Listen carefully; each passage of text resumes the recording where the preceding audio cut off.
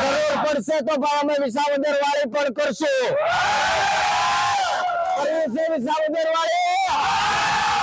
આ કમોસમી વરસાદના કારણે જે છેલ્લા 10 દિવસથી છેલ્લા 15 થી 17 ઇંચ વરસાદ વરસ્યો છે તે માટે થઈ અને ટોટલી 100% ખેડૂતોને નુકસાન થયું છે। અને જે તે અત્યારે સર્વે ચાલુ છે તો એ સર્વેની અંદર જેના પાથરા ખેતરની અંદર હોય તેનું જ સર્વે કરવામાં આવે છે, જેના ડગલા ખેતરની અંદર હોય તેનું જ કરવામાં આવે છે। તો ઘણા ખેતરોની અંદર ડગલા પલળી ગયા છે અને ઘરે લઈ લીધા છે, તો એ સર્વેમાં માન્ય નથી।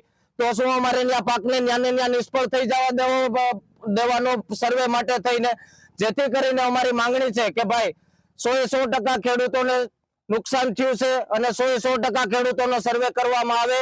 સર્વેને જે કાંઈ પેકેજ જાહેર થયું છે તેમાંથી સહાયનો લાભ મળવા આવે તેવી અમારી સરકારમાં માંગણી છે। નકર અમે આ સર્વેનો બહિષ્કાર સર્વ ગ્રામજનો કરીએ છીએ। બહિષ્કાર કરવો છે ભાઈ, બહિષ્કાર કરવો છે ભાઈ। અહીંયા ધોધમાર વરસાદ પડ્યો છે કાણાકીયા ગામે અને આ 2 દિવસથી સરકારની તાનાશાહી, અધિકારીની તાનાશાહી, જે અમારા ગામનાને પૂરતી માંગ જે કરી છે એનું સંપૂર્ણપણે નિષ્ફળ ગયું છે પાક। એમાં કોઈ અમને સહાય મળવા પાત્ર આવવા લાગતી નથી અને ગામમાં 100% નુકસાની છે।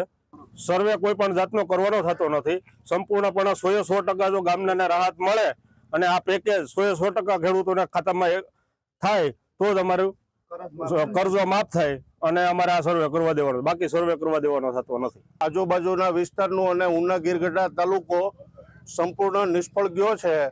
તો તમામ ખેડૂતોનું દેવું માફી થાય અને બધાનું સર્વે થઈને ખેડૂતોને યોગ્ય વળતર મળે એવી સરકાર શ્રી આગળ અપેક્ષા રાખું છું।